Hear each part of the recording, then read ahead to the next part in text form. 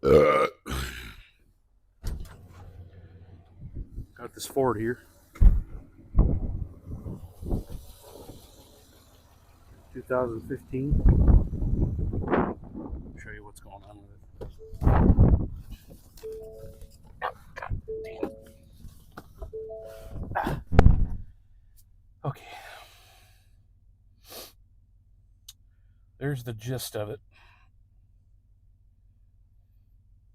It's not undercharging, it's overcharging. 15 volts all the time, which is no bueno. There's 3 codes, but I forgot what they were. They're terminal codes for the generator, alternator, whatever you want to call it. It comes up different in some scanners. And there is a high voltage code for something else, and then there's a bunch of other battery voltage codes. So let's take a look. Pull this garbage in here.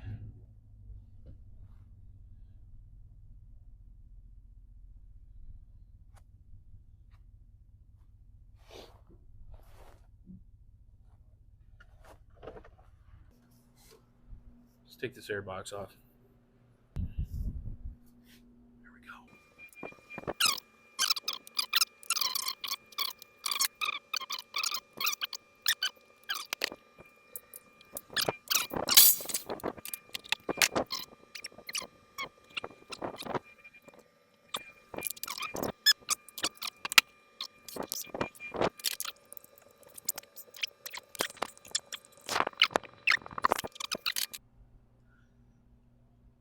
Can't move that unless you take it off, and I really don't want to do that. There's a bunch of hard lines in the way. It just, what? Yeah. You have to squeeze it through. Because I'm not draining coolant. These things, once you take them off, they're like, you have to change the O-rings on them. There's no maybe. There's a, you gotta change it. And that's that.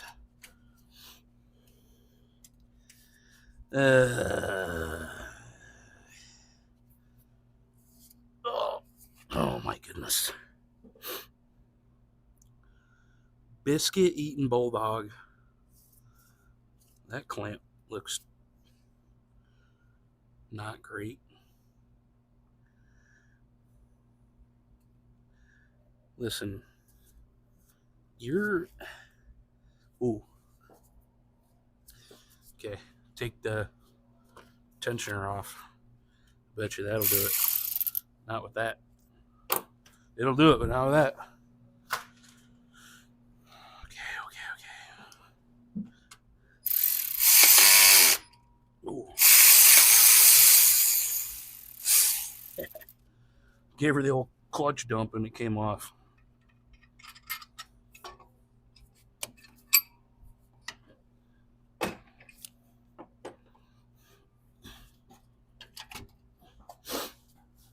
Okay, still a tight fit, but yeah, it's out.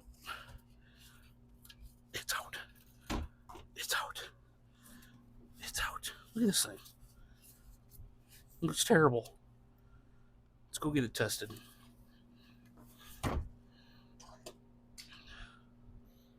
Well, it passed 3 times, so we're not changing it.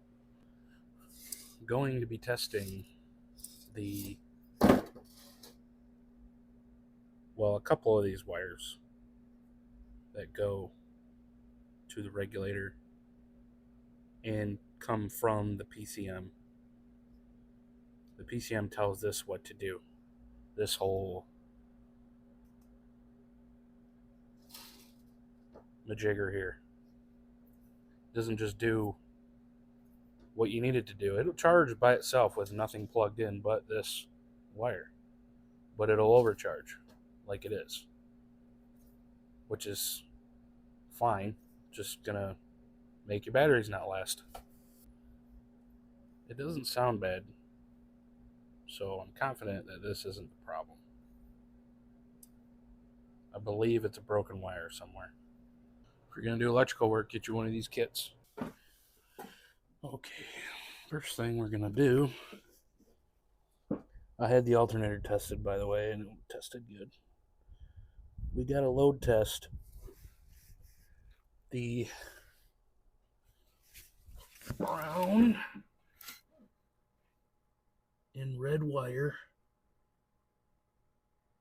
It's really hard to see what color these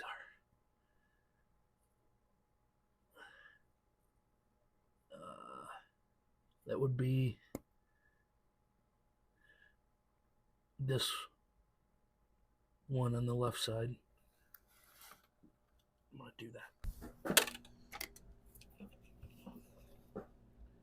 Here's my probe.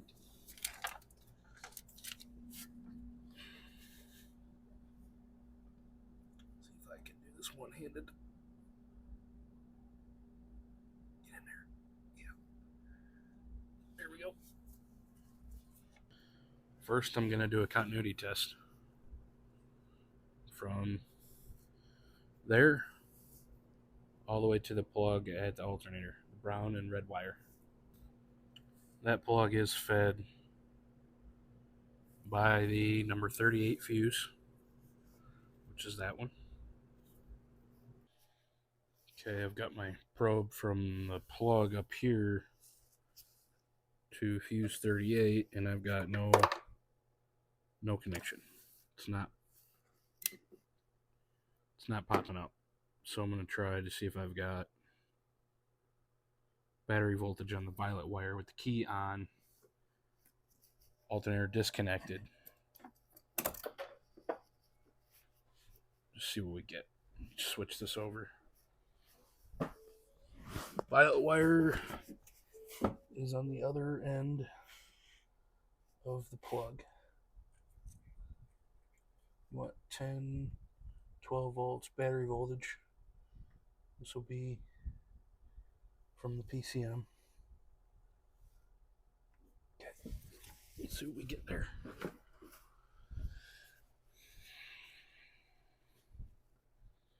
Try to do this one-handed ish. Put this together.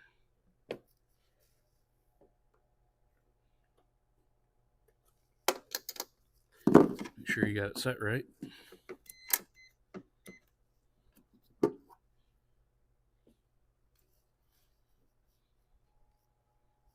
You couldn't see it, but I had 12 volts, so that one's good. So I've got power in that fuse, which is where I've got the probe hooked up on the alternator plug. There's no power coming out of that plug from that fuse with the key on. Should be battery voltage. So we did find our issue. That would be it. There's no power getting from the fuse box to that plug. No connection from that wire from the fuse box. There's power at the fuse, but no power here.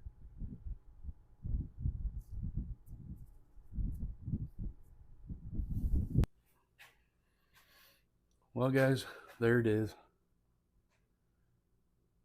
That wire is rubbed completely through. There might even be a couple more rubbed through right there. So that harness runs right up through that channel right there. If it'll focus. With zip ties around it. And these zip ties are so sharp on the edge.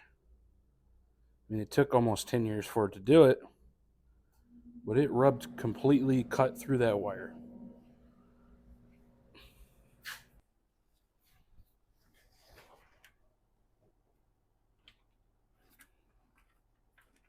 So we found the rub in the wire.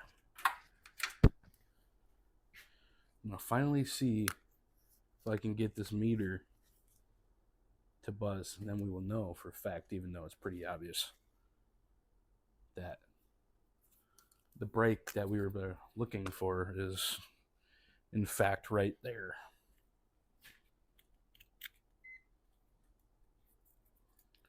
Put that together.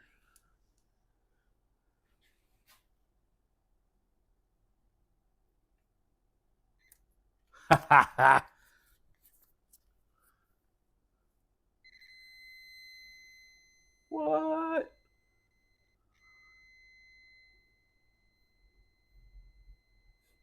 Huh?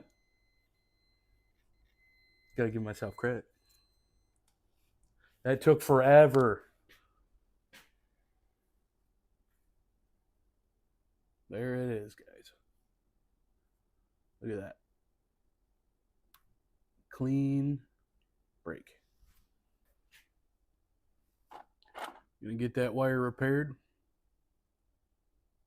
See what happens. All right, I'm gonna attempt to solder this wire. It's a piece of painless wire, so it's good quality wire. Strip the ends off. I'm terrible at soldering, so we'll see how this goes.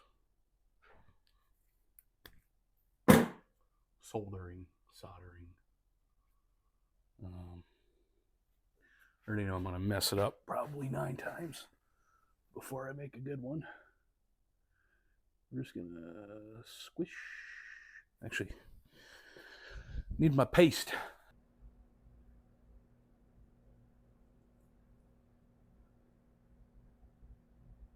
I think I can deal with that. Put some more on there.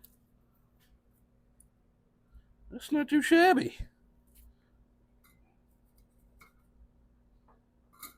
This is a Weller, by the way. This is some expensive thing that I stole from my brother. So,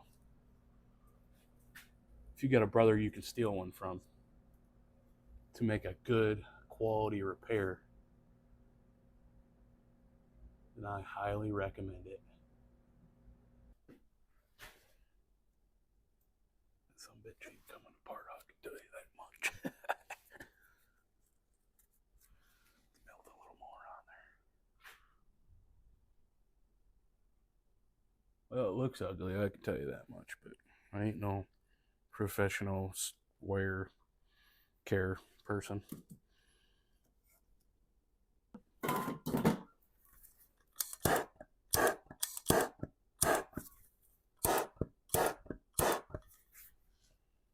That's it.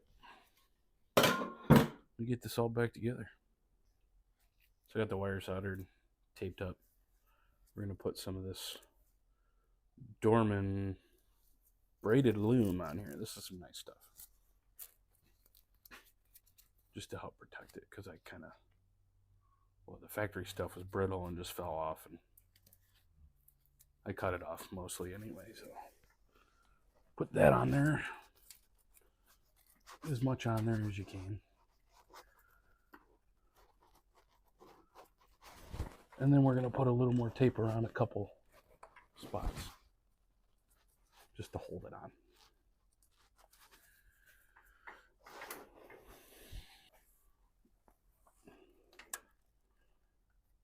Okay, well, I'm going to get this on here. We'll come back. You can take all of this, shove it back up through the top. It's back in its channel and zip tied.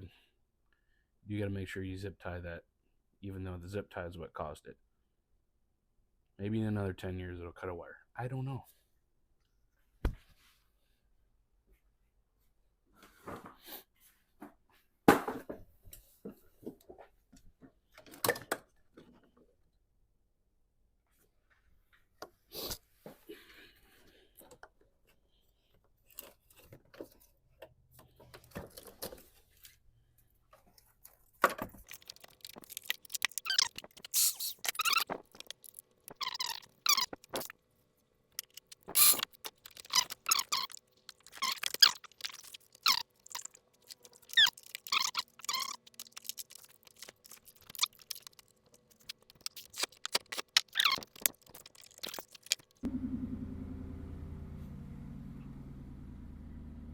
No more light.